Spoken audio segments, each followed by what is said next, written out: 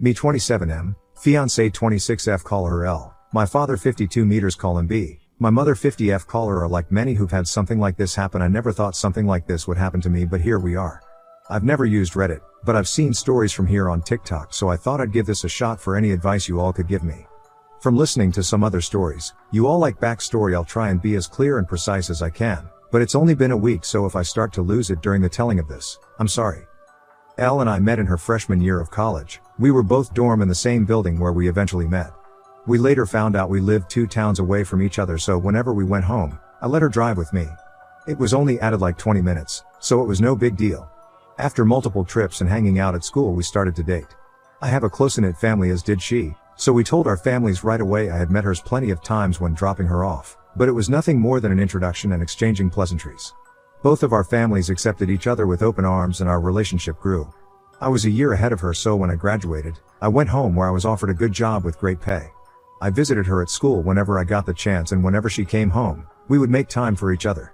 After she graduated, she moved in with me as both of our jobs were in the city near where we grew up. Like me, she was offered a position at the company she works at now with great pay. After living together for about 3 years, I proposed, and we have been planning our wedding since. Now on to the part you're all reading for. Looking back, there was plenty of things I overlooked that I just wrote off, thinking my father was just trying to welcome my ex into our family. Things like my father calling her all the time, and if I was around, they would just tell me they were talking about the upcoming family party or something along those lines. One time Elle was in the shower and her phone rang. I seen it was my dad, so I answered. When he realized it was me, he sounded both upset and surprised that I picked up. I then asked what's up. He responded that he wanted to talk to Elle about my mother's birthday that was in a week, and after a minute we ended the call. Even typing this out now, I feel like an idiot for not seeing it sooner. On the day I found out, it was like any other day. Elle had Thursdays off, so she made breakfast for both of us. When I set out for work, she gave me a kiss and told me to have a great day. During my drive to work, I realized I had forgotten some paperwork I would need for a meeting I had at 3 p.m. I shrugged it off and told myself I would just go home at lunch to get it. Elle texted me throughout the day talking about all the casual stuff a couple talks about, like what do you want for dinner? I did the laundry, do you want me to hang it up for you, blah blah blah. I didn't think it necessary to text her I was coming home for lunch, so when it came around, I just left work and went home. When I got home, I noticed a car that looked like my father's in our parking lot, but I didn't think anything of it and just parked and went into our building. When I opened the door, I was met with a scene out of a movie where a man comes home early and catches his spouse cheating. Such a cliche. There was a trail of clothes, both his and hers, leading to my bedroom, and the sound of faint moans echoed through my apartment. I stood at the door in utter shock. My brain was a mix of rage, sadness and disgust, but if you were a fly on my wall, you would see what looked like a statue. I just couldn't move. When I finally snapped to, not knowing how much time had passed, I took out my phone to record. I picked up all the clothes that were on the floor and threw them into the hall of the building. After, I filmed the walk to my bedroom. The door was open. I stood in the doorway filming for about a minute, then flipped on the lights. They both jumped at the sudden light and looked at me, and to my utter shock, it was my father in the bed with her. After the initial stun, my father noticed I was recording and started to panic, trying to find anything to cover himself and telling me to stop recording. He found a towel and wrapped it around himself and started to walk toward me. I told him if you don't want to get hurt, stop coming to me. He either didn't care or didn't hear me and reached for my phone. I hit him square on the jaw. His head bounced off the door and slumped to the ground. Elle shrieked. I aimed the camera at Elle and said, concerned about your buddy, but nothing to say to your fiancé? My father woke up after about a minute nap, and I told them I just needed to come pick something up for work, so I'm heading back now. If either of you pieces of S are here when I get back, I'll send this video to everyone you know. I ended the video, looked at my dad, who was still coming to, and said, you're dead to me. You're no longer my father, but you might want to go home and talk to mom, because I'll be talking to her very soon. I sat in my car for a while until one of the bosses at work called to ask where I was. I told her I was on my way back right now. When I got to her office to hand her the paperwork, I must have looked awful because she started asking what was wrong with me. I told her it was nothing and I'd be okay. I could see her scanning me up and down, and she noticed some blood on my collar and stood up, rushed to me and said, you're bleeding. I looked down and said it was my father's. She looked confused, so I pulled out my phone and showed her the video. She watched it in its entirety. She was introduced to Elle a few times, but never my father. She sat there silent for a moment until it finally clicked that my fiancée was cheating on me, but not only was she cheating, it was with my father. She asked if there was anything she could do, suggesting I take some time off, but I told her I can't go back there right now. That I just need a minute and I'd be fine for the meeting, and I have another shirt in my office. The meeting went over fine. I put on a smile for everyone like nothing had happened. My boss came up to me after the meeting and asked how I could do that, but I just said I don't know and went to my office. I then came home, and I was alone for the first time in a very long time. Thank you for reading. I'm sorry I carried on so much, but it was therapeutic getting everything down. I just don't know what to do. I defiantly need to get the hell out of this apartment. I just can't live here anymore and there's no possible way I'm sleeping in that bed. I know not only do I have to go get checked out for STDs, but I think I broke something in my hand. Update 1. Wow. Hello everyone, I didn't expect to come back to Reddit and have this much support. I didn't really plan to update at all, I just wanted to put what had happened out there and hopefully get some advice. After I wrote down all that happened, I closed my computer and kind of fell into a depression. After I posted, it hit me like a train. To the ones who think it's fake, I wish I was this creative. I'd write books instead of working a 9 to 5. I'll try to reply more on this post. I just logged back on, and it was honestly too much to try and reply to every comment. Just know I read through most of them, and I truly appreciate everyone's inputs, both negative and positive. So, the day after I posted, I tried to get into contact with my mother, but none of my calls were connecting. I wanted to see if she would get lunch with me, and I'd tell her everything. After about a dozen tries, I decided to get into my car and go to my mother's house. She needed to know what happened as soon as possible, even if talking about was going to make it hurt all over again. During the drive, I thought about what I would say and how I would say it. That made me start to panic. I had to pull over twice to throw up. It's not every day you have to tell your mom that her husband is screwing your fiancée. I pulled into the driveway and sat in my car for a moment to calm down and gather my thoughts. I was in my car for a few minutes when my mother threw her front door open, so I stepped out of my car. She started cursing at me, saying how dare I come to her home after I hit my father for trying to break up a fight between Elle and I. She called me every name in the book and called me an abuser. She told me I needed to leave since Elle isn't ready to forgive me yet, and that if she's smart she hopefully never will. Yes, apparently my father took Elle to my family's home and told my mom that Elle and I argued, and when my father tried to spot it, I hit him. She continued on for a while until I finally snapped and said, "Really mom, because your husband is effing my fiancé, that's why I hit him, and if you can't take my word for it, I have a video, I'll send it to you, but because my own mother can talk to me like this, don't expect to see me again. I don't want to hear your apology when you finally figure out that you're just as shit of a mom as my piece of shit father." Her face dropped. She looked like what I must have looked like when I first walked into my apartment and caught them. I pulled out my phone and sent her the video. My mom took hers out and turned it on. She pulled up the video and watched up until the part where I turn on the light. She then put her phone down. She looked up at me, but I turned and went into my car. I backed out of her driveway. I looked at her before I took off and she was in tears. My heart felt for her, but too much was said during that fight for me to pull back in and forgive her. When I got home, I started clearing everything out of my apartment that had to do with Elle or my family. I boxed all of Elle's things up and put them next to the front door. Legally this has been her place of residence, so I can't technically kick her out. Her name isn't on the lease. Also, she's the type of person who shies away from conflict, and if she returns other than to pick her things up, there will be plenty of conflict. Anything that had to do with my parents I boxed up and put into storage. Like I said in my first post, we were a very close family, but I've never had a problem cutting toxic people out of my life. I texted Elle's parents and told them calling off the engagement and told them she's been cheating on me. I thanked them for everything they've done for me. Our relationship was still building, but they were kind and supportive of me, so this just added more hurt to the mix. I finished by asking if they would come pick up all of her belongings. I haven't gotten a response from them yet, but I'm hoping they come grab her things, so Elle doesn't have a reason to come back here. Update 2. Hey everyone, I'm sorry I haven't updated in a while. I wish I could say I'm doing great, but that would be a lie. Everything hits me in waves. I go from just being numb to boiling with rage. I haven't had a happy moment since I found out. Other than a few friends, I don't really have anyone IRL, especially since my family turned out to be S. Quite a few things happened since I posted last. It's been about a month, so this update will tell all that's been going on. After my last post, I decided to get the ball rolling on everything that needed to be done, like getting tested, finding a therapist, moving, and of course buying a new bed. I started by calling my doctor's office telling them I needed to get tested and to refer me to a therapist. I had my first appointment with a therapist 2 weeks ago and we decided to continue once a week. I also got tested last week, but it'll be another week or so until I get the results, cross your fingers for me. I got in touch with a real estate agent friend of mine and he sent me a ton of listings, and I decided on a refurbished cabin on the outskirts of my city. I finished moving 2 days ago. When I finished moving, I called Elle's parents. When they picked up, I told them I moved out and Elle has still yet to pick up her things and that the landlord will start showing the apartment in a few days, so someone better pick her things up before the landlord throws it out. That must have lit a fire under them, because the next day my former landlord texted me thanking me for getting the apartment emptied out. No one knows where I live now other than the friend who set me up with this place, so I know Elle or my parents won't be dropping by. The only thing that sucks about this place is I traded a 10-minute walk to work to a 45-minute drive. My phone has been blowing up with texts and calls from Elle, both my parents and some of my friends, but I have no interest in talking to anyone other than my therapist. At work I've been a ghost. I go and get my work done and leave. On the rare occasion I have to talk to someone, I put on my fake smile and pretend everything is okay. My boss from my previous post has been trying to check in on me more, but I don't really tell her anything either. I just tell her I appreciate it, but I'll be okay. Truth is, I don't know if I'll be okay. I get that time heals and all, but I feel like that's only relevant when you're dealing with one issue, not when you lose who you thought were the 3 closest people in your life all at once. A huge part of me died and there's no chance of resuscitating it. The meetings with my therapist are going well. I suppose I've never done therapy before, so I have no reference on what good therapy is. We do get along alright, and she really seems genuine in wanting to help.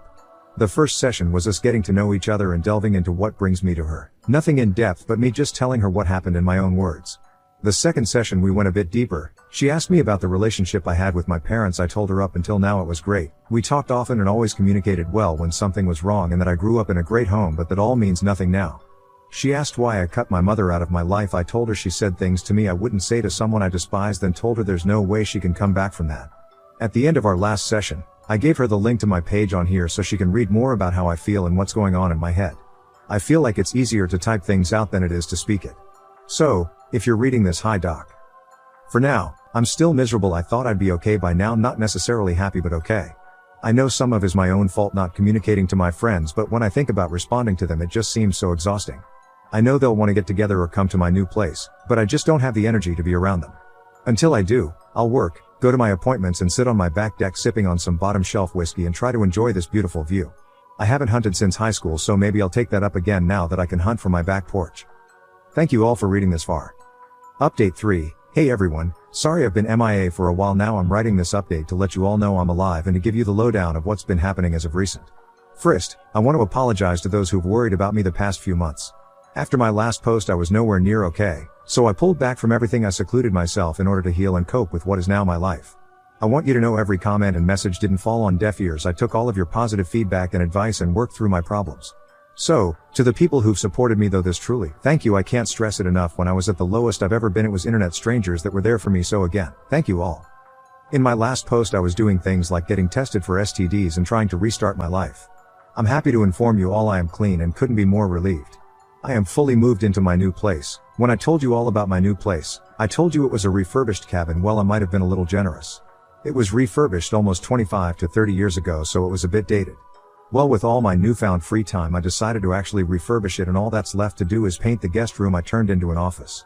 The only thing I didn't do myself was the electric and plumbing, because I have no clue how to do it and have zero interest in being shocked or putting my hand in a shit-covered pipe. Doing all the work has been incredibly stress-releasing and has helped me clear my head. I still see my therapist once a week. To all those who suggested it, you probably saved my life, so thank you. Being able to vent, get my frustrations out and get the advice I need has been better than anything in my life, past or present. I'm still working at the same company. I've become more open with some of my coworkers that I'm closer with than my boss from my previous posts due to the advice from my therapist. Also, due to her and some of your advice, I've reached out to my friends and have slowly been reintegrating into the group again. Now on to the update with what's been going on between my family and ex. I decided I was ready to have a talk with my mother, so a little over a month ago I unblocked her on my phone and reached out. I called and almost instantly she picked up the phone. I could tell through the tone of her voice she was panicking. Eventually, after reassuring it was me, I told her we should meet and talk. She agreed, and a day later we met at diner near her house. She was there before I was, and when she seen me, she started quietly sobbing. When I sat, she apologized over and over again, telling me she could only take their word because she never thought them getting together would ever happen.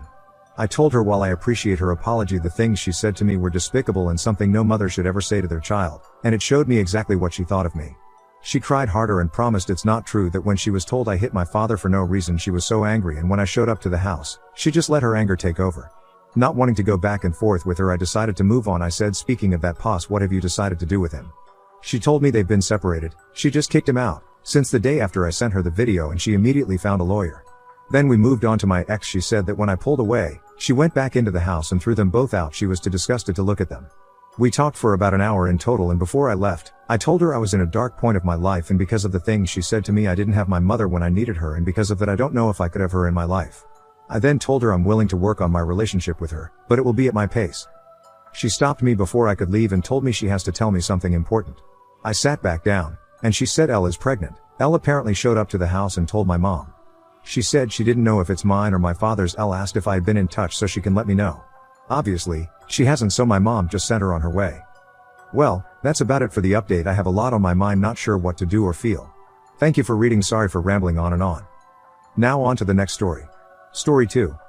My parents passed away when I was 2 or so. I thought they were dead until they showed up at my door in college.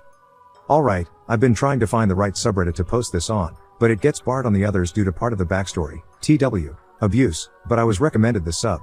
I'd if it quite fits, but might as well try. Long post, mobile, names changed, and all that. When I, 22M, was 2, I was adopted by my paternal aunt and uncle, because my parents died in a car accident. I'll name them Petunia, 47F, and Vernon, 50M, respectfully, for the sake of privacy. Now, I don't remember anything about the wreck or my parents, since I was 2. What I do remember was being the black sheep out of my 2 older cousins/siblings, Dudley, 25M, and Sam, 27F. I was an only child. They were always allowed to have extracurriculars and hang out with friends, where I was only allowed to be at 2 places without them, home and school. If there were also points where Petunia would be physically abusive to me, and even broke my arm at one point. I'll give Vernon credit for having a little bit of heart, as he took me to the hospital that one time when nobody else would and was a bit kinder, not by much though, and it's a low bar. Well, I moved out to the next state over for college, parents had inheritance set up, go Grizz, when I was 19, and am now in my 3rd year on a music degree. Yesterday, my maternal aunt and uncle, James, 44M, and Lily, 43F, dropped by my apartment unannounced, surprising as it's a 10-hour drive. They told me we needed to have a talk, so I came onto the porch, and that's when they revealed that they were actually my parents. I was silent in disbelief for a while, anger building up. For 17 years, I knew them only as my aunt and uncle. They were my safe space. At every family gathering, they would notice the marks of my aunt's abuse and comfort me, though they never confronted them about it. They were trying to explain themselves, but I cut them off, saying I don't want your explanation. Just leave. Before I went back inside and slammed the door. They knocked for a while, but left after about 15 minutes, which finally gave me an opportunity to break down crying. Thank goodness for my roommate. She really helped me process and comforted me throughout what felt like hours of crying. Well, apparently my aunt found out, as she messaged me on Facebook. I can't block them because they hold access to my inheritance, which, now that I know they're alive, I have no idea how that works. She scolded me, telling me how cruel I was to my parents for not letting them explain. But I just couldn't react any other way. I thought for my whole life I was an orphan, but to know that they've been there this whole time, seeing the abuse and basically just watching? My head is everywhere still. I know my aunt is still just being manipulative and abusive, but she still has a bit of a grip on me and I just can't think straight. I'll add that since my initial attempt at posting, my mother sent me a message trying to explain everything. She said that they fell into financial hardship around the time they gave me up and couldn't afford to raise me, which I understand. Petunia and Vernon wanted another kid, but couldn't conceive, so they gave me away to them. What should I do? I get why they gave me up, and it feels like this is a chance to have a proper family, but at the same time, they've always been a part of my life as my aunt and uncle, and I feel they've abandoned me, as they just watched as I was abused. I'm at a crossroads. Update, my parents have raised from the dead and I'd what to do. I want to thank everyone for the response and kind words on here for the kind words, and apologies for not responding to pretty much any comments. I have been reading them, but my mental state has taken a bit of a hit from the situation, so I haven't had much energy to do individual responses. I'll try my best on this post. If you haven't seen the original post, here it is. That being said, by the advice of many of you, I've started seeing a counselor at my school. She's been great in helping me sort everything out in my head, and now I'm able to think a lot clearer. We've been coming up with a plan, and showing her the posts and comments have helped a lot. This is what we've come up with so far. 1. Create space. I talked to Petunia and Vernon, my aunt and uncle, on the phone. They were upset and harsh, but have so far mostly complied in my request for low contact. I did the same with Lily and James, my parents, over lunch, and they were much more understanding and are giving me the space I need to process all this. 2. Get tested. During the lunch I mentioned above, I also asked them if we could do some DNA testing. They've agreed, which I don't think they would do if they were lying, so that's eased my nerves a bit if they were lying. We're getting paternity and maternity test kits from LabCorp, at the advice of a couple friends who are law and medical students. 3. Figure out the inheritance. I didn't want to discuss this with Lily and James before getting back the DNA tests, so currently I still have no idea how this works. Like I mentioned before, they said the reason they gave me up was due to financial issues, so if that's true, where did they get the money from? The only thing I can suspect is my grandfather. He was amazing, we were close, but unfortunately he passed away when I was about 8. He was also very wealthy. For privacy reasons, I won't go into the specifics of how he made his money, but there was a lot. A 7 figures per family type deal. The only reasoning I can think of was either my parents redirected some of their inheritance to me, in a trust fund type deal, or my inheritance is directly from grandpa, and they're just taking credit for it in alignment with their story. But these are just theories. 4. Figure out why. If it does turn out that they are my parents, I need to know why they did it. I mean, I know they said they had financial struggles, but if and when they figured it out, why didn't they come back? Why did they spend this whole false narrative about their death, and them being my aunt and uncle? Why have they been silently watching, not doing anything about my abuse? Why are they coming back now? Despite how willing and supportive they have been so far through this process, I don't know if I can forgive them for essentially abandoning me and watching the mistreatment and everything from the sidelines. 5. Disconnect. Regardless on whether or not Lily and James are my parents, I'm going to disconnect myself from Petunia and Vernon.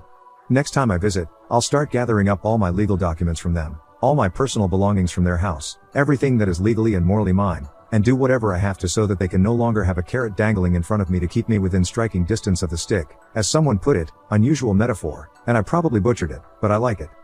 So, yeah. Not too much of a progressive update, and nobody really asked for it, but it's been about a week since my original posting and based on the response, I figured at least someone would want to know. Again, I appreciate all the love and support everyone's giving me, all the advice. If anyone has anything further to add, I would love to hear it. Final update, my parents came back from the dead. Hello again.